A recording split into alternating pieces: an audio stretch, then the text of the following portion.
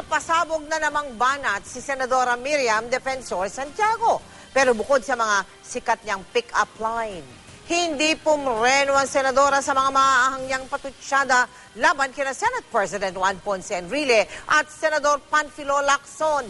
Nakatutok si Claire Delfin. Sa pagharap niya sa mga miyembro ng Association of Nursing Service Administrators of the Philippines, may baon na namang pick-up line si Senator Miriam Defensor Santiago. Sana tsinelas na lang tayong dalawa. Para kapag nawala ka sa tabi ko, pwede ka nang gamiting panggatong. Kapag may kaaway ka, itong sasabihin mo sa kanya. Please lang, huwag kang mag-post sa Facebook ng profile picture na kasama mo ang pet mo. Nalilito kasi ako kung sino kayo sa dalawa.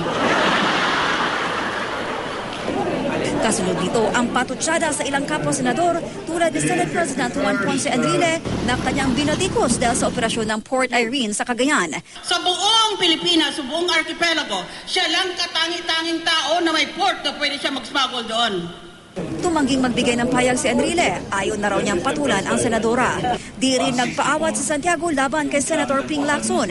Nagsumite ng mga ebidensya si Lacson sa ombudsman laban sa senadora dahil mali raw na rentahan ng senadora gamit ang pondo ng Senado ang isang opisina sa mismong gusaling pagmamay-ari ng pamilya Santiago. May staff ka ng 40 tao? Pilit mo silang nilalagay sa maliit na espasyo doon sa Senate office? Eh wala ka naman pala ginupahan. Saan mo ginibigay ang pera na yon, napakupa? Di binubulsa mo?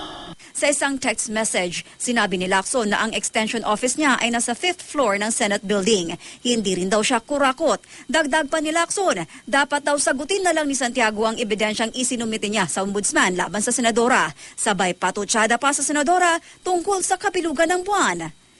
Sa muling pagbukas ng Kongreso sa Hulyo, sasagutin daw ng formal ni Senator Santiago ang mga isyong ibinato sa kanya ni Senator Lacson.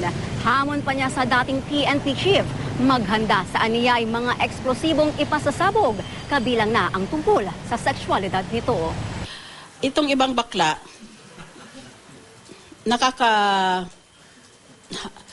nakakahanga dahil nagdudulot silang karangalan sa ating bansa. Pero may ibang bakla na talagang